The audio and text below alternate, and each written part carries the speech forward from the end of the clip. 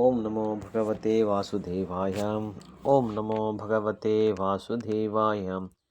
ಓಂ ನಮೋ ಭಗವತೆ ವಾಸುದೇವಾಯ. ಇವತ್ತಿನ ಶ್ಲೋಕ ಎರಡನೇದಲ್ಲಿ 25ನೇ ಶ್ಲೋಕ. ಅವ್ಯಕ್ತೋಯಂ ಅಚಿಂತ್ಯೋಯಂ ಅವಿಕಾರ್ಯೋಯಂ ಉಚ್ಯತೆ ತಸ್ಮಾದೇವಂ ವಿದಿತ್ವೈನಂ ನಾನು ಶೋಚಿತುಂ ಅರ್ಹಸಿ. ಪದ ಅನುವಾದವನ್ನು ನಾವು ನೋಡೋಣ, ಏನರ್ಥ ಅಂತ.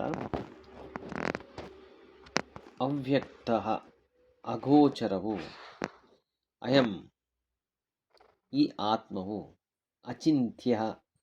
ಅಚಿಂತ್ಯವು ಅಯಂ ಈ ಆತ್ಮವು, ಅವಿಕಾರ್ಯ ಬದಲಾವಣೆಗೊಳ್ಳದ್ದು ಅಯಂ ಈ ಆತ್ಮವು, ಉಚ್ಯತೆ ಎಂದು ಹೇಳಲ್ಪಡುತ್ತದೆ. ತಸ್ಮಾದ್ ಆದ್ದರಿಂದ, ಏವಂ ಇದರಂತೆ, ವಿದಿತ್ವ ಚೆನ್ನಾಗಿ ತಿಳಿದು, ಏನಂ ಈ ಆತ್ಮವನ್ನು ಕುರಿತು, ನ ಕೂಡದು, ಅನುಶೋಚಿತುಂ ದುಃಖಿಸಲು ಅರ್ಹಸಿ ಅರ್ಹನಾಗುತ್ತೀಯೇ. ಅನುವಾದ ಶ್ರೀಲಪ್ರಭುಪಾದ. ಆತ್ಮನು ಕಣ್ಣಿಗೆ ಕಾಣುವುದಿಲ್ಲ, ಅದನ್ನು ಗ್ರಹಿಸಲು ಸಾಧ್ಯವಿಲ್ಲ, ಅದು ವಿಕಾರ ಹೊಂದುವುದಿಲ್ಲ ಎಂದು ಹೇಳಲಾಗಿದೆ. ಇದನ್ನು ತಿಳಿದು ನೀನು ದೇಹಕ್ಕಾಗಿ ದುಃಖಿಸಬಾರದು.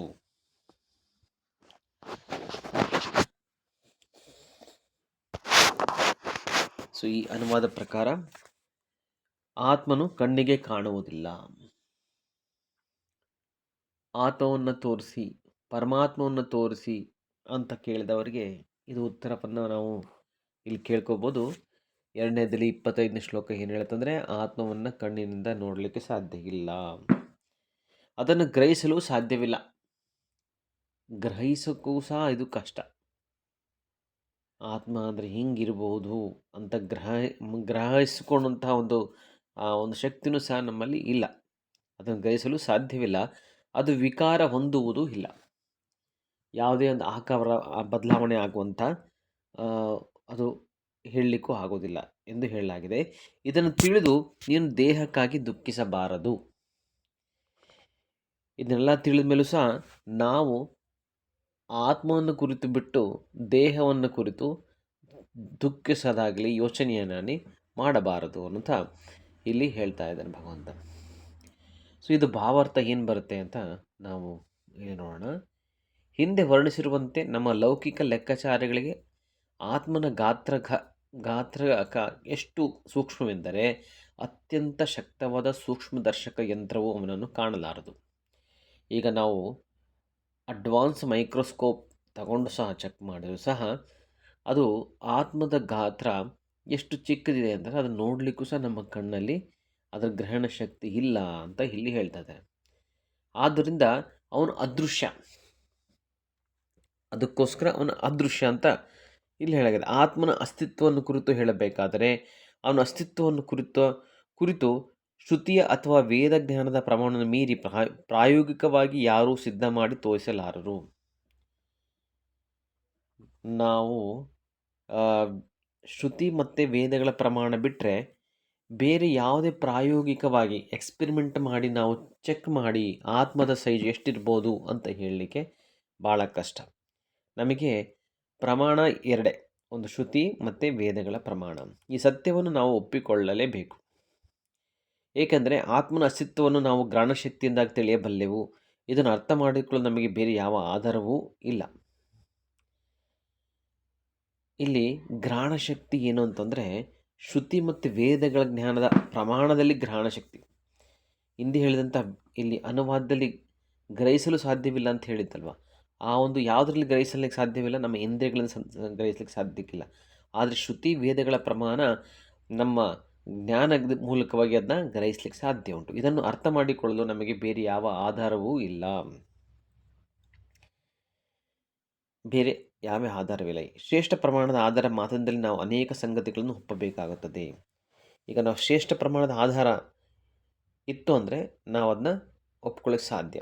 ಇಲ್ಲಿ ಈಗ ನಮಗೆ ಭಗವದ್ಗೀತೆಯಲ್ಲಿ ಹೇಳಿದೆಯಾ, ನಾವು ಒಪ್ಪಿಕೊಳ್ಳಬೇಕು. ನಮ್ಮ ಶಾಸ್ತ್ರದಲ್ಲಿ ಹೇಳಿದೆಯಾ, ಒಪ್ಕೋಬೇಕು. ವೇದಗಳಲ್ಲಿ ಹೇಳಿದೆಯಾ, ಅದನ್ನು ಒಪ್ಕೋಬೇಕು. ಅದನ್ನು ಬಿಟ್ಟು ಬೇರೆ ಯಾರೋ ನಮ್ಮ ಅಕ್ಕಪಕ್ಕದವ್ರು ಹೇಳ್ತಾರೆ, ನಂಗೆ ಈ ಸೀರಿಯಲಲ್ಲಿ ಹೇಳ್ತಾರೆ, ನನಗೆ ಆ ಸಿನಿಮಾದಲ್ಲಿ ಹೇಳ್ತಾರೆ, ಅದು ಬೇಕಾಗಿಲ್ಲ ನಮಗೆ. ನಮಗೆ ಬೇಕಾಗಿರೋದು ಭಗವಂತ ಹೇಳಿದ್ದಾನೆ, ವೇದಗಳಲ್ಲಿ ಹೇಳಿದ್ದಾನೆ, ಅದನ್ನು ನಾವು ಸ್ವೀಕಾರ ಮಾಡೋಣ.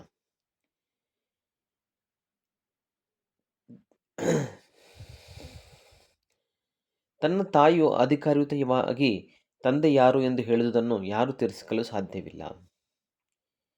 ಈಗ ತಂದೆ ಯಾರು ಅಂತ ಕೇಳಿದಾಗ ತಾಯಿ ಅವಳೊಬ್ಬಳೇ ಅಧಿಕಾರ. ಹೌದು, ಇವನು ನಿನ್ನ ತಂದೆ ಅಂತ ಹೇಳಬೇಕಂತ ಒಂದು ಅಧಿಕಾರವನ್ನು ತಾಯಿ ಮಾತ್ರ ಒಪ್ಕೊಂಡಿರ್ತಾಳೆ. ಬೇರೆ ಯಾರು ಹೇಳಲಿಕ್ಕಾಗೋದಿಲ್ಲ. ಬೇರೆ ಹೇಳೂ ಸಹ ಅದ್ರ ಬಗ್ಗೆ ಅವ್ರಿಗೇನಾಗುತ್ತೆ, ನಂಬಿಕೆ ಇರುವುದಿಲ್ಲ. ಯಾಕಂದರೆ ಅದಕ್ಕೆ ಆಧಾರತ್ವ, ಆಧಾರ ಇದೆಯಲ್ಲ, ಅದರ ಒಂದು ಆಧಾರದ ಒಂದು ಮಹತ್ವ, ಆ ತಾಯಿಯಲ್ಲಿ ಇರಬೇಕಾದಂಥ ಒಂದು ಆಧಾರದ ಶಕ್ತಿ ಬೇರೆ ಯಾವುದರಲ್ಲಿ ನಮಗೆ ಸಿಗೋದಿಲ್ಲ. ತಂದೆ ಯಾರು ಎನ್ನುವುದನ್ನು ತಿಳಿಯಲು ತಾಯಿಯ ಮಾತಲ್ಲದೆ ಬೇರೆ ಪ್ರಮಾಣವಿಲ್ಲ. ನಾವು ಮಗುವಾಗಿ ನನಗೆ ಯಾರು ತಂದೆ, ನಾನು ನೋಡಿಲ್ಲ, ನನ್ನ ತಂದೆ ಯಾರು ಅಂತ ಕೇಳಲಿಕ್ಕಂತ ಹೋದರೆ, ಅದನ್ನು ಬಿಟ್ಟು, ತಾಯಿ ಹೇಳಿದ್ದನ್ನು ಬಿಟ್ಟು ನಾವು ಬೇರೆ ಏನನ್ನು ಎಕ್ಸ್ಪೆರಿಮೆಂಟ್ ಮಾಡಲಿಕ್ಕೆ, ಚೆಕ್ ಮಾಡಲಿಕ್ಕೆ ಆಗುತ್ತಾ? ಯಾಕಂದರೆ ಆ ಒಂದು ಸನ್ನಿವೇಶದಲ್ಲಿ, ಆ ಒಂದು ನಮ್ಮ ಒಂದು ಜೀವನದಲ್ಲಿ ನಮಗೆ ಈ ಥರ ಬಂದಾಗ ನಾವು ಯಾವ ರೀತಿ ಒಂದು ಅದನ್ನು ತಂದೆಯನ್ನು ಹುಡುಕಬೇಕಾಗತ್ತೆ? ನಮ್ಮ ಒಂದು ಇಂದ್ರಿಯಗಳು ಅಷ್ಟೊಂದು ಶಕ್ತಿಶಾಲಿ ಇಲ್ಲ. ಆಮೇಲೆ ನಾವು ಎಕ್ಸ್ಪೆರಿಮೆಂಟ್ ಮಾಡಿ ಎಲ್ಲ DNA ಟೆಸ್ಟ್ ಮಾಡಿ ಇವರು ನಮ್ಮ ತಂದೆನಾ, ಇವ್ರು ನನ್ನ ತಂದೆನಾ ಅಂತ ಎಷ್ಟು ಕೋಟಿಗಳ ಜನಗಳನ್ನ ನಾವು ಚೆಕ್ ಮಾಡಬೇಕಾಗತ್ತೆ. ಸೊ ಇವೆಲ್ಲ ಪ್ರಾಯೋಗಿಕವಾಗಿ ನಾವು ತಿಳ್ಕೊಳ್ಳೋಕ್ಕೆ ಸಾಧ್ಯ ಆಗೋದಿಲ್ಲ. ಅದಕ್ಕೆ ತಂದೆಯು ಯಾರು ಎನ್ನುವುದನ್ನು ತಿಳಿಯಲು ತಾಯಿಯ ಮಾತಲ್ಲದೆ ಬೇರೆ ಪ್ರಮಾಣವಿಲ್ಲ. ಹಾಗೆ ಆತ್ಮನನ್ನು ಅರ್ಥ ಮಾಡಿಕೊಳ್ಳಲು ವೇದಗಳ ಅಧ್ಯಯನವಲ್ಲದೆ ಬೇರೆ ಆಧಾರವಿಲ್ಲ. ಆತ್ಮನ ಅರ್ಥ ಮಾಡ್ಕೋಬೇಕಂದ್ರೆ ವೇದಗಳೇ ಹೇಳಿದರೆ ಮಾತ್ರ ನಾವು ಅರ್ಥ ಮಾಡ್ಕೋಬೋದು. ವೇದ ಹೇಳುತ್ತಾ, ಹೌದು ಇದರಲ್ಲಿ ಈ ಥರ ಸೈಜ್ ಇದೆ ಅಂತ ಹೇಳ್ತಾ ಇದೆ, ಕಠೋಪನಿಷತ್ತಲ್ಲಿ ವೇದಗಳ ಪ್ರಕಾರ ಈ ಥರ ಹೇಳ್ತಾ ಇದೆ, ಹೌದು ಕರೆಕ್ಟು. ಆ ಥರ ಶ್ರುತಿ ಮತ್ತು ವೇದಗಳಲ್ಲಿ ಏನು ಹೇಳಿದೆ ಅದನ್ನು ನಾವು ಸ್ವೀಕಾರ ಮಾಡಲಿಕ್ಕೆ ತಯಾರಾಗಿರಬೇಕು. ಇದನ್ನೇ ಇತರ ಮಾತುಗಳಲ್ಲಿ ಹೇಳೋದಾದರೆ, ಮನುಷ್ಯನ ಪ್ರಯೋಗಾಧಾರಿತ ತಿಳುವಳಿಕೆಯಿಂದ ಆತ್ಮನನ್ನು ಗ್ರಹಿಸಲು ಸಾಧ್ಯವಿಲ್ಲ. ಸೊ ಎಲ್ಲ ಎಕ್ಸ್ಪೆರಿಮೆಂಟ್ ಮಾಡಿಬಿಟ್ಟು ನಾವು ಚೆಕ್ ಮಾಡಲಿಕ್ಕೆ ಅವನಿಗೆ ಆಗೋದಿಲ್ಲ, ಅದು ಸಾಧ್ಯನೇ ಇಲ್ಲ. ಆತ್ಮನು ಪ್ರಜ್ಞಾ ಮತ್ತು ಪ್ರಜ್ಞಾಶೀಲ.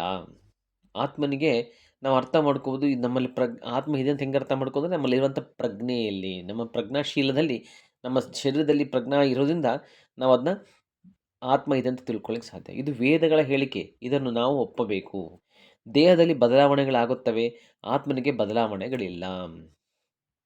ನಮ್ಮ ಆತ್ಮ, ನಮ್ಮ ದೇಹದಲ್ಲಿರುವಂಥ ಆತ್ಮಕ್ಕೆ ಬದಲಾವಣೆ ಇಲ್ಲ.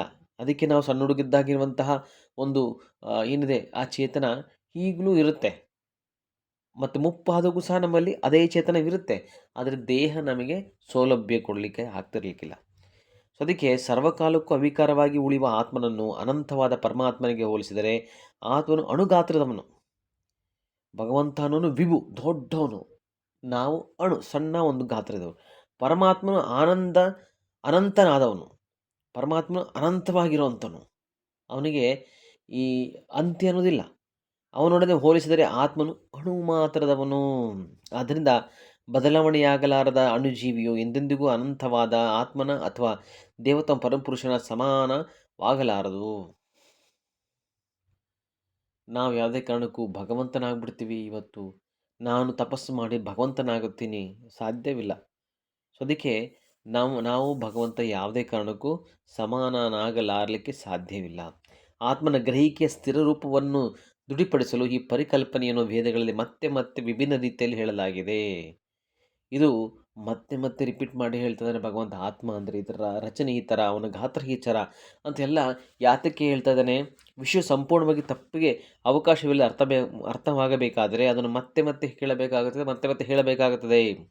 ಯಾವಾಗ ಸಂಪೂರ್ಣವಾಗಿ ತಿಳ್ಕೋಬೇಕು ಅಂತಂದರೆ, ಅದನ್ನ ಯಥಾರೀತಿಗೆ ತಿಳ್ಕೊಬೇಕಂದ್ರೆ, ತಪ್ಪಿಗೆ ಅವಕಾಶವಿಲ್ಲ ತಿಳ್ಕೊಬೇಕು ಅಂದರೆ, ಅರ್ಥ ಮಾಡ್ಕೋಬೇಕಂದ್ರೆ ಅದನ್ನ ಮತ್ತೆ ಮತ್ತೆ ಕೇಳಬೇಕಾಗತ್ತೆ, ಮತ್ತೆ ಮತ್ತೆ ಹೇಳಬೇಕಾಗತ್ತೆ. ಸೊ ಅದೇ ಆ ರೀತಿಯಾಗಿ ನಮಗೆ ಮತ್ತೆ ಮತ್ತೆ ಕೇಳಿ ಇಲ್ಲಿ ಏನು ತಿಳ್ಕೊತೀವಿ ಅಂದರೆ, ಆತ್ಮದ ಲಕ್ಷಣಗಳೇನು, ಆತ್ಮ ಗುಣಲಕ್ಷಣಗಳೇನು, ಅದರ ವೈಶಿಷ್ಟ್ಯತೆ ಏನಿದೆ ನಮ್ಮ ದೇಹದಲ್ಲಿ ಅನ್ನೋದನ್ನು ಇಲ್ಲಿ ಈ ಶ್ಲೋಕದ ಮೂಲಕವಾಗಿ ಭಗವಂತ ಹೇಳ್ತಾ ಇದ್ದಾನೆ. ನೋಡಿ, ಎಷ್ಟು ಉದಾಹರಣೆಯಲ್ಲಿ ಭಗವಂತ ಕೊಡ್ತಾ ಇದ್ದಾನೆ. ಈಗ ಒಂದು ಜಬಲಮುನಿ ಕಥೆನೂ ನಿಮಗೆ ಗೊತ್ತಿರ್ಬೋದು. ಆ ಜಬಲಮುನಿ ಅನ್ನುವಂಥ ಕಥೆಯಲ್ಲಿ ಏನು ಹೇಳ್ತಾರೆ ಅಂದರೆ, ಗೌತಮ ಮುನಿಯರು ಆ, ಈ ಒಂದು ವಿಹಾರ ಮಾಡ್ಕೊಂಡು ಈ ಕಡೆ ಹತ್ರ ಒಂದು ಯಾವುದೋ ಒಂದು ಜಾಗದಲ್ಲಿ ಅವ್ರು ಬರ್ತಾ ಇರ್ಬೇಕಾದ್ರೆ ಒಬ್ಬ ಸಣ್ಣ ಬಾಲಕ, ಅವನು ಜಬಲ ಅಂತ ಅವನ ಹೆಸರು. ಸೊ ಅವನು ಎಲ್ಲ ಆಟ ಆಡ್ಕೊತ ನದಿ ಪಕ್ಕದಲ್ಲಿ ಆಟ ಆಡ್ಕೊತಿರ್ಬೇಕಾದ್ರೆ ಬ್ರಾಹ್ಮಣರ ಮಕ್ಕಳಲ್ಲಿ ಅವನು ಸಹ ಒಬ್ಬ ಸಣ್ಣ ಮಕ್ಕಳ ಜೊತೆಗೆ ಅವನು ಆಟ ಆಡ್ಕೊತ ಇರ್ತಾನೆ. ಅವಾಗ ಇವರು ಮಕ್ಕಳನ್ನ ಕರೆದ್ಬಿಟ್ಟು, ನೋಡಪ್ಪ ನಿಮಗೆ ದೀಕ್ಷೆ ಕೊಡ್ತೀನಿ, ನಿಮ್ಮ ತಂದೆ ತಾಯಿಗಳ ಹೆಸರೇನು, ಸೊ ನಿಮಗೆ ದೀಕ್ಷೆ ಮೂಲಕವಾಗಿ ಈ ಥರ ಒಂದು ನಾನು ಎಲ್ಲ ವಿಷಯನ ಹೇಳ್ಕೊಡ್ತೀನಿ ಅಂತ ಹೇಳ್ತಾರೆ. ಅದಕ್ಕೆ ನಿಮ್ಮ ತಂದೆ ಹೆಸರೇನು ಅಂತ ಹೇಳ್ತಾರೆ. ಸೊ ಅದಕ್ಕೆ ಎಲ್ಲರೂ ಹೇಳ್ತಾರೆ, ನಮ್ಮ ತಂದೆ ಈ ಥರ, ನಾವು ಈ ಥರ ಮಗ, ಇಂಥ ಮಗ ಅಂತೆಲ್ಲ ಹೇಳ್ತಾ ಇರ್ತಾರೆ. ಆದರೆ ಈ ಜಬಲ ಅನ್ನೋನಿಗೆ ತನ್ನ ತಂದೆ ಯಾರು ಅಂತ ಗೊತ್ತಿರಲಿಕ್ಕಿಲ್ಲ. ಯಾಕೆ ಅಂತಂದರೆ ಅವನು ಒಬ್ಬ ವೇಶ್ಯ ಮಗ. ಅದಕ್ಕೆ ಅವನಿಗೆ ಈಗ ಏನು ಮಾಡೋದು, ವೈಶ್ಯ ಮಗ ಅವನಿಗೆ ಗೊತ್ತಿಲ್ಲ, ಇನ್ನು ಸಣ್ಣ ಮಗು. ಸೊ ಅದಕ್ಕೆ ಹೋಗ್ಬಿಟ್ಟು ಅವ್ನಿಗೆ ಗೊತ್ತಿಲ್ಲ ನನ್ನ ತಂದೆ ಯಾರಂತ ಗೊತ್ತಿಲ್ಲ ಅಂತ ಡೈರೆಕ್ಟಾಗಿ ಹೇಳ್ಬಿಡ್ತಾನೆ. ಅದಕ್ಕೆ ಗೌತಮ್ ಮುನಿ ಹೇಳ್ತಾರೆ, ಹಾಂ ನಿನ್ನ ತಂದೆ ಯಾರಂತ ಗೊತ್ತಿಲ್ವ ನಿನಗೆ, ಹೋಗಿ ಅಮ್ಮಂಗೆ ಕೇಳ್ಕೊಂಬರೋ ಅಂತ ಹೇಳಿ ಕಳಿಸ್ಬಿಡ್ತಾರೆ. ಅದಕ್ಕೆ ಅವನು ಜವಲ್ಲ ಓಡೋಗ್ತಾನೆ. ಓಡೋಗ್ಬಿಟ್ಟು ಅಮ್ಮಗೆ ಕೇಳ್ತಾನೆ, ಅಮ್ಮ ನನಗೆ ಒಬ್ಬ ಋಷಿಮುನಿ ಸಿಕ್ಕಿದ್ರು, ಅವರು ಕೇಳ್ತಾ ಇದ್ದಾರೆ ಈ ನಮ್ಮ ತಂದೆ ಹೆಸರು ಯಾರು, ನಮ್ಮ ತಂದೆ ಯಾರು ಅಂತ ಕೇಳ್ತಿದ್ದಾರೆ, ಅದನ್ನ ಹೇಳಮ್ಮ ಅಂತ. ಸೊ ಅದಕ್ಕೆ ಇವಳು ಯೋಚನೆ ಮಾಡ್ತಾಳೆ, ಅರೇ ನಾನು ಒಬ್ಬ ವೇಶ್ಯ ಸ್ತ್ರೀ, ಈ ಮಗುಗಿನ್ನೂ ಗೊತ್ತಿಲ್ಲ, ಆದರೆ ಅವ್ರಿಗಾರ ಗೊತ್ತಿರಬೇಕಲ್ವಾ, ಇದೇನು ಪರೀಕ್ಷೆನೇ ಇರಬೇಕೇನೋ ಗೊತ್ತಿಲ್ಲ, ಭಗವಂತನ ಇಚ್ಛೆ, ನಾನು ಹೇಳ್ತೀನಿ ಏನಂತ ಹೇಳಬೇಕು ಅಂತಂದರೆ, ಈಗ ನಾನು ಒಬ್ಬ ವೇಶ್ಯಾಗಿರೋದ್ರಿಂದ ನನಗೆ ಯಾರು ನನ್ನ ತಂದೆ ಅಂತ ನನಗೆ ಯಾರಿಗೂ ಗೊತ್ತಿಲ್ಲ ಅಂತ ಹೇಳಿಬಿಡು ಅವರಿಗೆ ಅಂತ ಹೇಳಿ ಕಳಿಸ್ಬಿಡ್ತಾಳೆ. ಸೊ ಅದಕ್ಕೆ ಆ ಮಗು ಓಡೋಡು ಬಂದ್ಬಿಟ್ಟು ಅವ್ರ ಹತ್ರ, ಯಾರ ಹತ್ರ, ಈ ಒಂದು ಗೌತಮ ಮುನಿ ಹತ್ರ ಬಂದು ಹೇಳುತ್ತೆ, ನಮ್ಮ ಅಮ್ಮ ಹೇಳಿದರು ನನಗೆ ನನ್ನ ತಂದೆ ಯಾರು ಅಂತ ಆ ವೇಶ್ಯ ಸ್ತ್ರೀ ಆಗಿದ್ದಾಗ ಗೊತ್ತಾಗಿಲ್ಲಂತೆ. ಸೊ ಅದಕ್ಕೆ ಅವಳು ನೀನು ಯಾರಿಗೆ ಹುಟ್ಟಿದಂತನೂ ಗೊತ್ತಿಲ್ಲ ಅಂತ ಒಂದು ಜ್ಞಾನ ಇಲ್ಲ ಅಂತ ಹೇಳಿ ಕಳಿಸಿದ್ದಾಳೆ ಅಂತ. ಅದಕ್ಕೆ ಗೌತಮ್ ಮುನಿ ಋಷಿ ಭಾಳ ಖುಷಿ ಪಟ್ಬಿಡ್ತಾರೆ. ಯಾಕೆ ಅಂತಂದರೆ ಯಾರೂ ಈ ಥರ ಹೇಳಿ ಕಳಿಸೋದಿಲ್ಲ. ಈ ಒಂದು ಶ್ರದ್ಧೆಯಿಂದ ಒಬ್ಬ ಋಷಿಮುನಿಗೆ ತಾನು ಸತ್ಯವನ್ನೇ ಹೇಳಬೇಕು ಅಂತ ಒಂದು ಏನಿದೆ ಭಾವ, ಅದು ಬೇಕು ಮೊದಲಿಗೆ ನನಗೆ ಅಂತ ಹೇಳಿಬಿಟ್ಟು ಆ ಒಂದು ಭಾವವನ್ನು ಅವರನ್ನು ಪರಿಗಣಿಸಿ ಅವ್ರೇನು ಮಾಡ್ತಾರೆ, ಅವನಿಗೆ ಒಳ್ಳೆ ಶಿಷ್ಯನಾಗಿ ಮಾಡಿಕೊಂಡು ಅವನಿಗೆ ಜಬಲಮುನಿ ಅಂತ ಹೆಸರಿಡ್ತಾರೆ. ಸೊ ಈಗಲೂ ಸಹ ಜಬಲಮುನಿಯ ಕತೆ ನಮಗೆ ಎಷ್ಟೊಂದುಗೆಲ್ಲ ಗೊತ್ತಿದೆ, ಎಷ್ಟೊಂದು ಅವನು ವೇದಗಳನ್ನೆಲ್ಲ ಅವನು ಸಹ ಹೇಳ್ಕೊಟ್ಟಿದ್ದಾನೆ ಎಲ್ಲ ಜನಗಳಿಗೆ ಅಂತ. ಸೊ ಆ ರೀತಿಯಾಗಿ ಆ ಋಷಿ ಮುನಿಗಳನ್ನೇ ಮಾಡಿಬಿಡ್ತಾನೆ. ಆ ಒಂದೇ ಒಂದು ಗುಣ ಅವನಲ್ಲಿರುವಂಥ ಒಳ್ಳೆಯ ಗುಣ ನೋಡಿ. ಅದೇ ರೀತಿಯಾಗಿ ನಮ್ಮಲ್ಲಿ ಏನು ತಿಳ್ಕೊಬೇಕಂದ್ರೆ, ಒಬ್ಬ ಆಧಾರ ಯಾರು ಅಂದರೆ ತಾಯಿ, ತಂದೆ ಯಾರು ಅಂತ ನೋಡ್ಕೊಳ್ಳಿಕ್ಕೆ. ಹಾಗೆ ನಾವು ಮಾಡ್ತಿರೋಂಥ ನಾವು ಮಾಡ್ತಿರೋ ಕೆಲಸದಲ್ಲಿ ಶಾಸ್ತ್ರೋಕ್ತವಾಗಿದೆಯೋ ಇಲ್ಲ ಅಷ್ಟೇ ನಾವು ನೋಡಬೇಕಾಗಿದೆ ಜೀವನದಲ್ಲಿ. ಅದರಲ್ಲಿ ಗೊತ್ತಾಗ್ಬಿಡುತ್ತೆ ನಾವು ಧರ್ಮ ಅಧರ್ಮ ಅನ್ನೋದು ಗೊತ್ತಾಗ್ಬಿಡುತ್ತೆ. ಯಾವುದು ಧರ್ಮ, ಶಾಸ್ತ್ರವನ್ನು ಯಾವುದು ನಾವು ಹೇಳ್ತಾ ಇದೆಯೋ ಅದನ್ನು ಅದು ಧರ್ಮ, ಶಾಸ್ತ್ರದಲ್ಲಿ ಇಲ್ಲವೋ ಅದು ಅಧರ್ಮ. ಇಷ್ಟೇ ನಮಗೆ ಸಾಕು. ಈಗ ನಮಗೆ ಏನೇ ಕಾರ್ಯ ಮಾಡಲಿಕ್ಕೆ ಆಗಲಿ, ಇದು ಶಾಸ್ತ್ರದಲ್ಲಿ ಹೇಳ್ತಾ ಇದೆಯಾ, ಅದನ್ನು ನಾವು ಸ್ವೀಕಾರ ಮಾಡೋಣ. ಶಾಸ್ತ್ರದಲ್ಲಿ ಇಲ್ಲವಾ, ಬೇಡ. ಸೊ ಇದು ಅಧರ್ಮ. ಇಷ್ಟೇ ಭಗವಂತ ಇಷ್ಟೇ ಸಿಂಪಲಾಗಿ ಹೇಳ್ಕೊಡ್ತಾನೆ. ಹಾಂ, ನಮಗೆ ಯಾವುದು ಗ್ರಂಥ, ಯಾವುದು ಶಾಸ್ತ್ರ ನಮ್ಮ ಗುರುಗಳಿಗೆ ಹೇಳ್ಕೊಟ್ಟಿರ್ತಕ್ಕಂಗೆ ನಾವು ಅದನ್ನ ಸ್ವೀಕಾರ ಮಾಡಿ, ನಮಗೆ ಯಾವುದು ಅಧಿಕಾರ ಇದೆ ಅದರ ಮೂಲಕವಾಗಿ ನಾವು ಅದನ್ನ ಜ್ಞಾನವನ್ನು ಪಡ್ಕೊಳ್ತಾ ಆ ಒಂದು ಧರ್ಮದ ಒಂದು ಏನಿದೆ ಬೌಂಡ್ರಿ ಅಂತಾರಲ್ಲ, ಆ ಬೌಂಡ್ರಿ ಒಳಗೆ, ಆ ಧರ್ಮದ ಬೌಂಡ್ರಿ ನಮಗೆ ಹೆಂಗೆ ಈ ಒಂದು ಭಗವದ್ಗೀತೆ ಹೇಳುತ್ತೆ ಅಥವಾ ಭಾಗವತಮಲ್ಲಿ ಹೇಳುತ್ತೆ, ಅಷ್ಟು ಬೌಂಡ್ರಿಲೇ ನಾವು ಬೆಳ್ಕೊಳ್ತಾ ಹೋದರೆ ಸಾಕು. ನಮ್ಮ ಜೀವನ ಧರ್ಮದ ಮೂಲಕವಾಗಿ, ಆ ಶಾಸ್ತ್ರೋಕ್ತವಾಗಿ ನಮಗೆ ರಕ್ಷಣೆ ಪಡ್ಕೊಳ್ತಾ ಜೀವನ ನಮಗೆ ಸುಖಮಯವಾಗಿ, ಅದರಲ್ಲಿ ಯಾವುದೇ ಒಂದು ಪಾಪ ಮಾಡದೆ ಮುಂದಿನ ಜೀವನ ಸಹ ನಮಗೆ ಒಂದು ಪಾಪರಹಿತವಾಗಿ ಪುಣ್ಯಕರ್ಮವನ್ನು ಮಾಡಲಿಕ್ಕೆ ನಮ್ಮ ಜೀವನವನ್ನು ಮುಡುಪಾಗಿಡ್ಲಿಕ್ಕೆ ಸಾಧ್ಯ ಆಗುತ್ತೆ. ಇಲ್ಲ ಅಂತಂದರೆ ನಮಗೆ ಶಾಸ್ತ್ರನೇ ಗೊತ್ತಿಲ್ಲ ಅಂದರೆ ಗುರು ಇಲ್ಲ ಮೊದಲಾಗಿ, ಶಾಸ್ತ್ರ ಇಲ್ಲ, ಆಮೇಲೆ ಅಂದರೆ ಗುರು ಇಲ್ಲಾಂದರೆ ತಾಯಿ ಇಲ್ಲ ಅನ್ನಂಗಾಯಿತು. ಮತ್ತು ಶಾಸ್ತ್ರ ಇಲ್ಲಾಂದರೆ ತಂದೆ ಅಥವಾ ಅಥವಾ ಶಾಸ್ತ್ರೋಕ್ತವಾಗಿ ತ ಭಗವಂತ ಯಾರು ಅಂತ ಗೊತ್ತಿಲ್ಲ ಅನ್ನಂಗಾಯಿತು. ಸೊ ಈ ರೀತಿಯಾಗಿ ನಮಗೆ ಏನಾಗಿದೆ, ವೇದಗಳ ಶಾಸ್ತ್ರೋಕ್ತವಾಗಿ ನಮ್ಮ ಆಧಾರ ಇದ್ದರೆ ಮಾತ್ರ ಭಗವಂತನ ಒಂದು ನಿಜವಾದ ಏನು ಸ್ವರೂಪ ಅನ್ನೋದು ನಮಗೆ ಗ್ರಹಿಸಲಿಕ್ಕೆ ಸಾಧ್ಯ ಆಗುತ್ತೆ. ಅದರ ಆಧಾರದಿಂದ, ವೇದಗಳ ಆಧಾರದಿಂದ, ಗುರುವಿನ ಹೇಳುವ ಆಧಾರದಿಂದ ನಮ್ಮ ನಂಬಿಕೆ, ಶ್ರದ್ಧೆ ಇನ್ನು ನಮ್ಮಲ್ಲಿರುವಂಥ ಶ್ರದ್ಧೆ ಇನ್ನೂ ಹೆಚ್ಚಾಗಿ ಮೂಡುತ್ತೆ. ಇಲ್ಲಾಂದರೆ ಯಾರೋ ಹೇಳಿದರೆ ಅಂಧಕಾರದಲ್ಲಿ ನಾವು ಏನೋ ಸ್ವೀಕಾರ ಮಾಡ್ತಿರ್ಬೋದು. ಆದರೆ ಅವು ಅಂಧಕಾರದಕ್ಕಿಂತ ಹೆಚ್ಚಾಗಿ ನಮ್ಮ ಜ್ಞಾನಮಯವಾಗಿ ನಾವು ತಿಳ್ಕೊಂಡಾಗ ಭಗವಂತನ ನಿಜವಾದ ಸ್ವರೂಪ ನಮಗೆ ಅರ್ಥ ಮಾಡ್ಕೊಳ್ಳಿಕ್ಕೆ ಸಾಧ್ಯ ಆಗುತ್ತೆ. ಸೊ ಅದಕ್ಕೆ ಇಲ್ಲಿ ಏನು ಹೇಳ್ತಂದರೆ, ಆ ಆಧಾರ ಇಟ್ಕೊಂಡಿರ್ಬೇಕು. ನಾವು ಏನೇ ಕೆಲಸ ಮಾಡಬೇಕು ಆಧಾರ ಇಟ್ಕೋಬೇಕು. ಹಂಗೆ ಇಲ್ಲಿ ನಮ್ಮ ಆಧಾರ ಏನು ಅಂತಂದರೆ, ವೇದಗಳು ಹೇಳುತ್ತೆ ಆತ್ಮದ ಸೈಜ್ ಈ ಥರ ಇದೆ, ಆತ್ಮದ ಲಕ್ಷಣಗಳು ಈ ಥರ ಇದೆ. ಅದನ್ನು ನಾವು ಅರ್ಥ ಮಾಡ್ಕೊಳ್ಳಿಕ್ಕೆ ಈ ರೀತಿ ವೇದಗಳಲ್ಲಿ ಇದೆಯಲ್ಲ, ಅದನ್ನು ನೋಡ್ಕೊಂಡು ತಿಳ್ಕೊಳ್ಳಿ. ನಿಮ್ಗೆ ನೋಡಲಿಕ್ಕೆ ಅರ್ಥ ಆಗಲಿ. ಈಗ ನೋಡಿ, ನಾನು ಅಷ್ಟೊಂದು ಉದಾಹರಣೆ ಹೇಳಿದ್ನಲ್ಲ, ನೆನ್ನೆ ಏನು ಹೇಳ್ತಾ ಇದೆ, ಅಮೇರಿಕ ಇದೆ ಅಂತ ನಮಗೆ ಹೆಂಗೆ ಗೊತ್ತಾಗುತ್ತೆ? ಯಾರು ಹೋಗಿದ್ದಾರೆ ಅಮೇರಿಕಕ್ಕೆ? ಕೆಲವೊಬ್ಬರಲ್ಲಿ ಹೋಗಿರ್ಬೋದು ನೀವೆಲ್ಲ, ಬಟ್ ನಾವೆಲ್ಲ ಹೋಗಿಲ್ಲ. ಆದರೆ ಅದು ಇದೆ ಅಂತ ನಮ್ಗೆ ಗೊತ್ತಲ್ವ? ಹೇಗೆ ಗೊತ್ತು? ಅದನ್ನು ನಾವು ಕೇಳಿದ್ದೀವಲ್ಲ, ಶ್ರುತಿಯಾಗಿ ಕೇಳಿದ್ದೀವಲ್ಲ, ಸೊ ಶ್ರವಣ ಮಾಡಿದ್ದೇವಲ್ಲ, ಇದು ಇಲ್ಲಿದೆ ಅಂತ ನಾವು ಕೇಳಿದ್ದೇವಲ್ಲ. ಸೊ ಹಾಗೆ ಅದನ್ನು ಆಧಾರದ ಮೂಲಕವಾಗಿ ಯಾರು ಹೇಳ್ತಾರಂತ ಕೇಳಲಿಕ್ಕಿಲ್ಲ. ಅದು ಆಧಾರ ಯಾರು ಇದೆ? ಒಂದು ನ್ಯೂಸ್ ಏಜೆನ್ಸಿ ಇದೆ, ಅಥವಾ ಮ್ಯಾಪ್ಸ್ ಇದೆ, ಈ ಗೂಗಲ್ ಮ್ಯಾಪ್ಸ್ ಅಂತೆಲ್ಲ ಇದೆ. ಸೊ ಇದರ ಆಧಾರ ಮೇಲೆ ನಾವು ಅರ್ಥ ಮಾಡ್ಕೋಬೋದು, ಇಲ್ಲಿ ಒಂದು ಅಮೇರಿಕಾ ಅಂತ ಒಂದು ಜಾಗ ಇದೆ, ಈಗ ನಾವು ಈ ಜಾಗದಲ್ಲಿ ಕರ್ನಾಟಕದಲ್ಲಿ ಇದ್ದೇವೆ. ಸೊ ಇದನ್ನು ನಾವು ಅರ್ಥ ಮಾಡಿಕೊಳ್ಳಿಕ್ಕೆ ಏನು, ನಮ್ಮ ಆಧಾರ ಸ್ಪಷ್ಟವಾಗಿರಬೇಕು. ಅದು ಪ್ರಮಾಣ ಅಷ್ಟು ಅದು ಹೆಚ್ಚಿನ ಮಟ್ಟಿಗಿರಬೇಕು. ಆಗ ನಮಗೆ ಶ್ರದ್ಧೆ ಒಂದು ಆಟೋಮೆಟಿಕ್ಲಿ ಬಂದು ಭಗವಂತನ ಬಗ್ಗೆ ನಂಬಿಕೆ ಇನ್ನೂ ಹೆಚ್ಚಾಗಿ ಆಗುತ್ತೆ. ಸೊ ಈ ರೀತಿಯಾಗಿ ಇಲ್ಲಿ ಭಗವಂತ ತನ್ನ ಆತ್ಮದ ಜ್ಞಾನ, ಸಾಂಖ್ಯಯೋಗವನ್ನು ಹೇಳ್ತಾ ಆತ್ಮದ ಪರಿಚಯವನ್ನು ಮಾಡಿಕೊಡ್ತಾ ಇದ್ದಾನೆ.